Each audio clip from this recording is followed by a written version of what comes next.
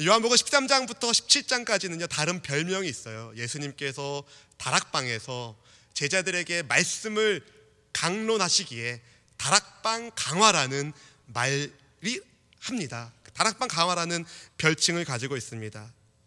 성령의 감동 속에서 예수님의 말씀을 기억하고 사도 요한이 기록할 때 사도 요한은 이렇게 표현합니다. 이 다락방 강화가 언제 시작되었는지 6월절 전에 있었던 일이라고 말합니다. 우리 함께 1절 말씀 같이 한번 읽어봅시다. 1절입니다. 6월절 전에 예수께서 자기가 세상을 떠나 아버지께로 돌아가실 때가 이른 줄 아시고 세상에 있는 자기 사람들을 사랑하시되 끝까지 사랑하시니라. 아멘. 본문 1절에는요 이 때를 나타내는 표현이 두 가지 나옵니다. 하나는 6월절 전이라는 표현이고요, 또 다른 하나는 예수께서 자기가 세상을 떠나 아버지께로 돌아가실 때라는 이 시점을 표현하는 표현을 합니다. 때는 예수님께서 세상을 떠나서 아버지께로 돌아가실 때가 이르렀을 때였습니다. 주님께서 이제 하늘 보좌를 내려두고 이 땅에 오셨던 주님께서 다시 하늘 보좌로 올라가실 때가 되었다는 거죠. 그런데 아버지께로 돌아가시 전에 예수님께서 반드시 하셔야 할 사명이 있었습니다. 6월절 어린 양으로, 하나님의 어린 양으로 죄인들을 구속하시는 십자가 희생을 하셔야 했다는 겁니다. 우리 같은, 저와 같은 죄인들을 구원하시기 위해서 예수님께서 십자가 위에 죽으셔야 했다는 거죠. 예수님 모든 것을 아셨어요. 자신이 십자가에서 죽으시고 부활하시고 승천하심으로 하나님의 영광의 보좌에 올라가실 때가 되었다는 것을 아셨습니다. 이제 예수님은 제자들과 빠이빠이 헤어질 때가 됐다는 것을 아셨어요. 유언을 한다는 것의 느낌을 혹시 아십니까? 유언장을 써보셨습니까? 저도 청년 수련회 때 한번 그 프로그램 중에서 유언장 쓰는 것을 해본 적이 있는 것 같아요. 유언장을요 대충 쓰지 않습니다. 생각을 많이 하죠. 생각이 깊어집니다. 그리고 정말 해야 할 말을 적게 됩니다. 반드시 남겨야 할 가장 중요한 말을 남길 때, 그런데 예수님께서 마지막까지 제자들에게 전하고자 하셨던 메시지가 무엇입니까? 그건 다름 아닌 주께서 주의 백성들을, 주님의 제자들을 끝까지 사랑하신다는 거였습니다. 그래서 다락방 강화 13장부터 17장까지는 사랑으로 시작해서 사랑으로 끝납니다. 13장 1절에서 끝까지 사랑하시니라로 시작했죠. 17장 26절이 17장의 마지막 절인데요, 이렇게 말합니다. 우리 화면을 보고 함께 읽어보겠습니다. 내가 아버지의 이름을 그들에게 알게 하였고 또 알게 하리니 이는 나를 사랑하신 사랑이 그들 안에 있고 나도 그들 안에 있게 하려 함이니라. 아멘. 처음부터 끝까지 사랑한다는 거죠. 사랑한다. 그럼 도대체 예수님께서 끝까지 사랑하시는 세상에 있는 자기 사람들이란 누구를 말할까요? 1차적으로는 다락방에서 예수님의 말씀을 듣고 있는 제자들입니다. 그런데 이 제자들 어째 좀 사랑받을 만한 모습이 보이던가요? 곧 예수님께서 십자가를 지시기 위하여 고난받게 되실 텐데 잡히시던 그날에 다 도망갈 사람들, 예수님을 부인하고 저주할 베드로, 돈을 훔치는 도둑이면서 동시에 예수님을 돈으로 팔아버리는 가룟 유다. 어디 하나 사랑받을 만한 구석이 없습니다. 그것만이 아니에요. 누가복음 22장에 따르면 그때 제자들은 서로 싸우고 있었어요. 스승이신 예수님이 보고 계시는데 서로 싸우고 있었어요. 무엇 때문에 싸우고 있는가? 누가 더 크냐? 누가 더 크냐? 누가복음 22장 24절이 그렇게 말합니다. 또 그들 사이에 그중 누가 크냐 하는 다툼이 난지라. 누가 더 큰 사람인지 서로 싸우고 있었다는 거예요. 이제 예수님은 십자가 고난의 길을 걸어가셔야 되는데, 아니 제자들은 주님의 마음도 모르고 서로 싸우고 있습니다. 메시아의 나라에서, 주님께서 이루실 메시아의 나라에서 다른 사람보다 조금이라도 더 높은 자리에 있고 싶어하는 탐욕의 모습으로 서로 다투고 있었다는 거죠. 이런 제자들을 보시면서 주님이 어떤 마음을 가지셨겠습니까? 그럼에도 불구하고 내가 너희를 사랑한다. 제자들이 잘나면 얼마나 잘났겠습니까? 세상은 잘난 사람을 좋아해요. 그래서 능력 있는 사람을 스카우트합니다. 어중이 떠중이 스카우트 안 해요. 잘난 사람만 스카우트해요. 그런데 한번 생각해 보십시오. 과연 예수님께서 스카우트하실 만큼, 선택하실 만큼 능력 있는 사람이 이 세상에 어디 있나? 아무도 없어요. 아무도 없어요. 그 영광의 주님께서 스카우트할 만큼 능력 있는 탁월한 사람 아무도 없다는 거예요. 그럼에도 불구하고, 자격 없음에도 불구하고 주님이 사랑하신다는 거죠. 세상에 있는 주의 백성들을 사랑하신다는 겁니다. 이 모든 것이 주님의 전적인 은혜인 겁니다.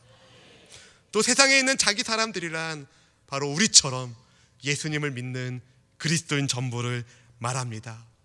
예수님께 속한 사람들을 말합니다. 마태복음 6장 37절은 이렇게 말합니다. 같이 한번 읽어보겠습니다.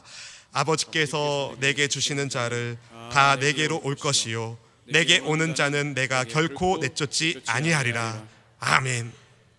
사랑하는 성도 여러분, 예수님께서는 주님을 찾는 자들을 결코 외면하지 않으십니다. 주님께로 오는 사람들을 결코 내쫓지 않으십니다. 모든 사람들, 주님께로 나아오는 모든 사람들을 주님이 환영해 주십니다. 예수님께로 나아갑시다. 예수님께로 나아갑시다. 요한복음 10장 27절 28절은 이렇게 말합니다. 내 양은 내 음성을 들으며 나는 그들을 알며 그들은 나를 따르느니라. 내가 그들에게 영생을 주노니 영원히 멸망하지 아니할 것이요 또 그들을 내 손에서 빼앗을 자가 없느니라. 사랑의 예수님께서는 주의 음성을 듣고 주님을 따르는 양들을 끝까지 사랑하십니다. 끝까지 사랑하십니다. 바로 저와 여러분 같은 그리스도인들을 주님께서 끝까지 사랑하신다는 겁니다. 혹시 여러분 중에 실패하여 힘을 잃고 낙심 가운데 길을 잃어버린 분들은 안 계십니까? 여러분을 끝까지 사랑하시는 주님을 붙드십시오. 나를 끝까지 사랑하시는 주님을 꼭 붙드십시오. 그 은혜로 다시 일어나길, 그 은혜로 다시 일어나길 주님의 이름으로 축원합니다. 사실 끝까지 사랑하기 쉽지 않아요. 아마 여러분도 경험적으로 끝까지 사랑하는 것이 얼마나 힘든지 아실 겁니다. 가정의 문제 왜 생깁니까? 여러 원인이 있겠지만 따지고 보면 끝까지 사랑하지 않기 때문입니다.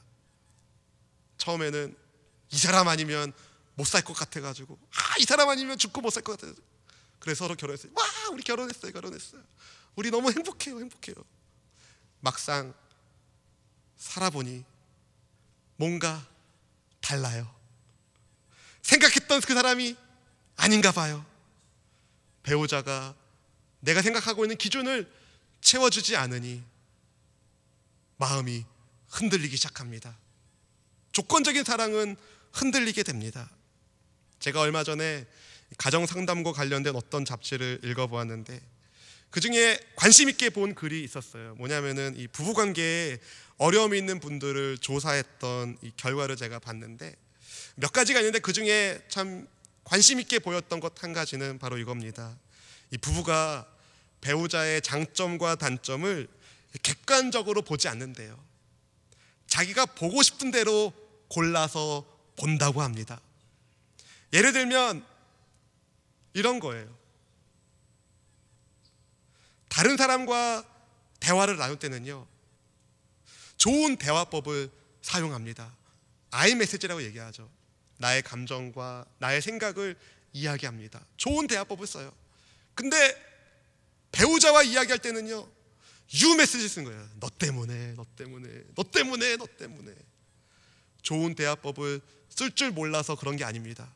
다른 사람한테는 좋은 대화법을 쓰면서 정작 자기 사람한테, 정작 배우자한테는 나쁜 대화법을 쓴다는 거죠. 왜 그럴까요? 왜 그럴까요?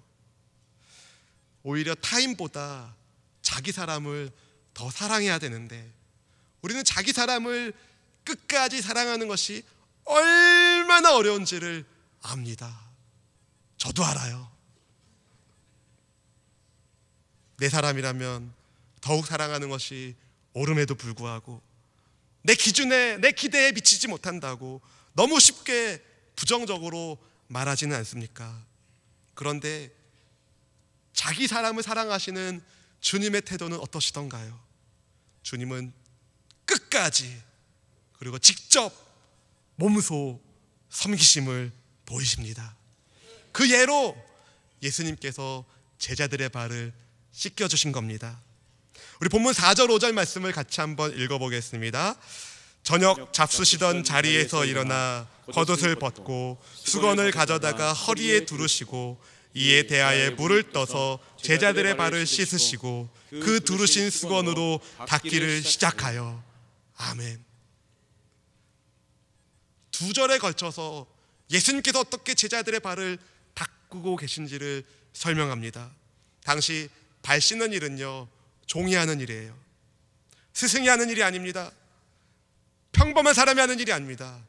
노예가 하는 일입니다. 종이 하는 일입니다. 또 저녁을 잡수시던 중에 예수님은 겉옷을 벗으시고 수건을 가져다가 허리를 동이셨어요. 허리에 두르셨어요. 이거는요, 일반적으로 종이 주인님을 섬길 때 하는 태도인 거죠. 그리고 대야에 물을 뜨셔서 제자들의 발을 한 사람 한 사람 씻겨주시고 수건으로 닦아주셨습니다. 대충대충 물만 끼얹어서 닦은 거 아닙니다. 대야에 물을 부으시고 발을 씻기시고 수건으로 닦아주셨다고 성경이 말합니다. 완벽하게 정성을 다해 끝까지 사랑하심을 보이신 겁니다. 이걸 누가 하셨다고요? 예수님이. 그 예수님이 누구십니까? 예수님은 하찮은 분이 아니세요. 예수님은 권위 있는 분이세요. 능력의 주님이세요. 아버지께로 오셔서 아버지께로 가시는 영광의 주님이세요. 바로 3절 말씀이 그걸 말하고 있습니다. 우리 3절 읽어보겠습니다.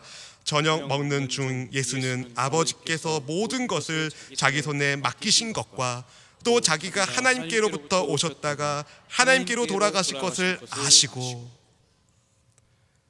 보통 저 같은 세상 사람들이라면 어떤 권위가 있고 능력이 있으면 내가 이런 사람이라고 할 것 같은데 아버지께서 모든 것을 예수님의 손에 맡겨주셨어요.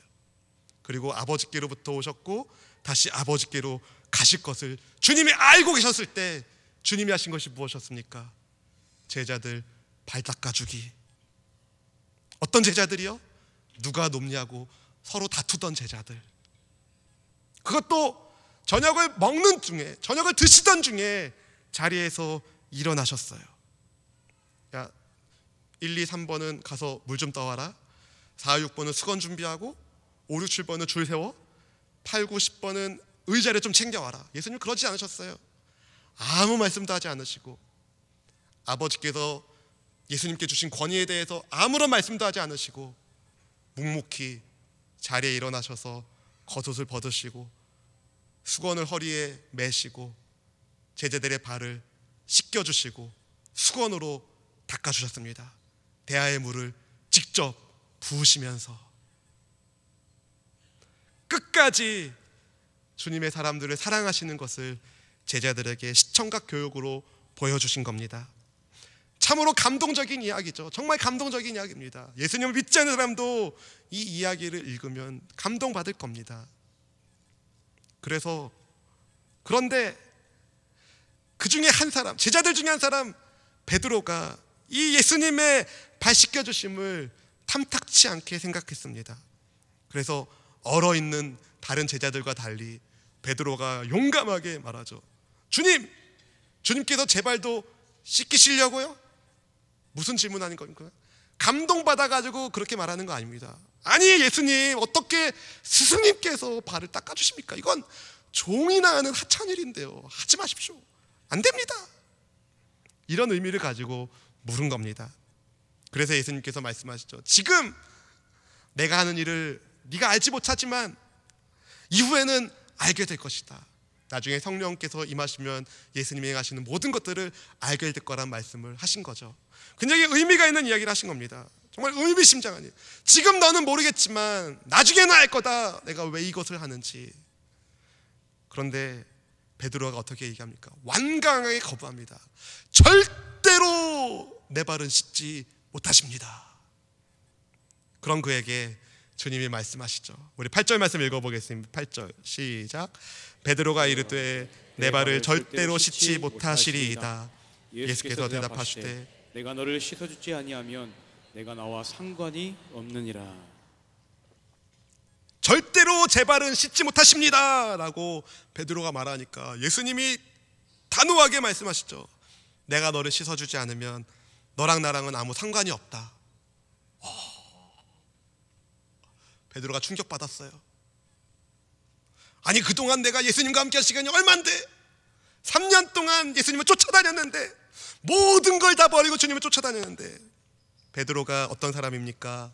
마가복음 10장 28절에 이렇게 얘기합니다. 베드로가 여짜와 이르되 보소서, 우리가 모든 것을 버리고 주를 따랐나이다. 아니 모든 것을 버리고 주님을 따른 정말 수제자 중에 수제자 베드로한테 주님 뭐라고 얘기하세요? 내가 너의 발을 닦아주지 않으면 너는 나랑 아무 상관이 없다. 이것은 주님의 발 씻겨주심이 단순히 섬김의 차원을 뛰어넘는 어떤 영적인 의미가 있다는 것을 주님이 말씀해 주시는 겁니다. 그렇습니다. 주님의 씻겨주심은 섬김의 의미와 함께 예수님을 통한 깨끗함의 회복의 의미를 담고 있다는 거죠. 예수님께서 주의 백성들을 어떻게 깨끗해 하십니까?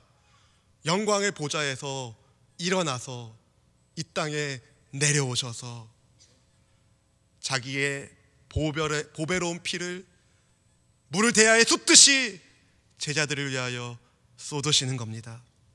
생명조차 아끼지 않는 주님의 십자가 사랑이 그 예수님의 세족식에 상징처럼 들어있는 거죠. 자기 생명을 주실 만큼 사랑하시는 예수님의 사랑을 안 됩니다, 제발 닦아주시면 안 됩니다 거부할 때, 그런 사람은 예수님과 아무런 관계가 없는 겁니다. 끝까지 사랑하시는 주님의 사랑을 거부했기 때문에. 그러나 끝까지 사랑하시는 주님의 사랑을 받아들일 때, 주님께 내 발을 맡길 때에 그는 주님과 상관 있는 사람이 됩니다. 영생의 사람이 됩니다. 내가 너를 씻어주지 아니하면 너는 나랑 아무 상관이 없다라고 말씀하시는 예수님 말씀에 베드로가 깜짝 놀라가지고 이렇게 얘기합니다. 발뿐 아니라 손도 머리도 씻어주십시오. 호들갑을 떨었어요. 그런 베드로에게 주님이 뭐라고 말씀하십니까? 우리 10절 말씀 읽어보겠습니다. 10절 시작. 예수께서 이르시되 이미 목욕한 자는 발밖에 씻을 필요가 없느니라. 온몸이 깨끗하니라. 너희가 깨끗하나 다는 아니니라 하시니. 여기서 목욕한 사람이란 구원받은 사람을 말합니다.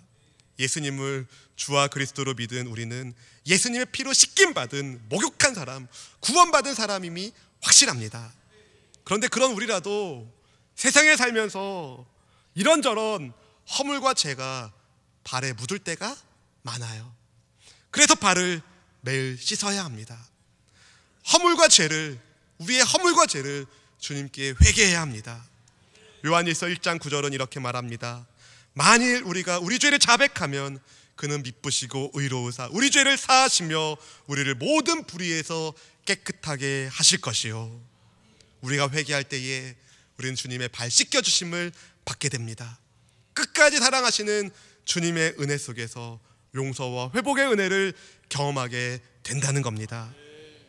혹시 우리 가운데 본인이 내가 깨끗하지 않은 가룟 유다와 같은 사람은 아닌가 염려되는 분이 계시다면 그런 분들의 발도 예수님이 닦아주신다는 것을, 사랑으로 씻어주기를 원하신다는 것을 다시 한번 말씀드립니다. 우리 중에 그 어느 누구도, 우리 중에 그 어떤 사람도 가룟 유다를 정죄할 만큼 깨끗한 사람 없습니다. 우리 중 어느 누구도 예수님의 사랑을 받을 만한 자격 있는 사람 아무도 없다는 거죠. 예수님께서는 주님의 십자가 고난길에서 제자들이 다 도망치실 것을 다 아셨습니다. 그들이 배신할 것도 아셨습니다. 그럼에도 불구하고 모든 것을 아시는 주님께서 선택하신 것이 무엇입니까? 끝까지 사랑하기. 끝까지 사랑하기. 지금도 예수님은 여러분을 그런 사랑으로 사랑하고 계십니다. 예수님께 여러분의 발을 맡기십시오. 더 이상 마귀가 주는 악한 생각에 사로잡히지 마시고 여러분을 끝까지 사랑하시는 영원한 주님의 사랑에 붙들려 있기를, 사로잡히기를 주님의 이름으로 축원합니다. 저는 본문 말씀을 묵상하면서 참 발만큼 고생하는 신체가 어디 있을까라는 생각을 하게 되었어요. 요즘에야 뭐 좋은 신발, 기능성 신발이 있어가지고 발도 보호하고 그러지만 예수님 당시에 뭐 얼마나 신발이 좋았으면 좋았겠습니까? 그만큼 발은 혹사당하기 가장 쉬운, 으뜸 중에 으뜸되는 혹사 1번지가 바로 발이었습니다. 그래서인지 신발을 벗기고 다른 사람의 발을 씻겨주는 것은요, 너무너무 비천한 일이었어요. 자기 발을 씻겨주시는 예수님의 모습을 보는 제자들이 어떤 얼굴 표정을 가지고 있었을까요? 다 밥 먹다 말고 비스듬히 누워서, 유대인들은 밥 먹잖아요. 비스듬히 누워가지고 발을 저쪽으로 쭉 펴놓은 상태로 밥을 먹고 있는데 갑자기 예수님이 일어나시니까 예수님이 어디 가시나? 화장실 가시나? 왜 일어나시나? 겉옷을 벗으니까 예수님께서 왜 겉옷을 벗으시지? 갑자기 수건을 동이시니까 예수님 뭐 하시는 거지? 갑자기 대야를 가져가고 불을 부으시니까 주님 갑자기 식사하시다 말고 발 닦으시려나? 근데 갑자기 마태 발에 주님이 닦아주시고 요한의 발을 주님이 씻겨주시고 그렇게 한 사람 한 사람 씻어주실 때 모두가 다 당황하여 얼었을 것입니다. 사도 요한도 그런 사람 가운데 한 사람이었어요. 그나마 베드로는 용감하게, 잘 모르니까 용감한 것 같아요. 용감하게 안 됩니다 라고 말했죠. 다른 제자들은 다 얼었어요. 주님이 왜 그러시지? 갑자기 당황해서 아무 말도 못하고 얼어 있었던 제자들.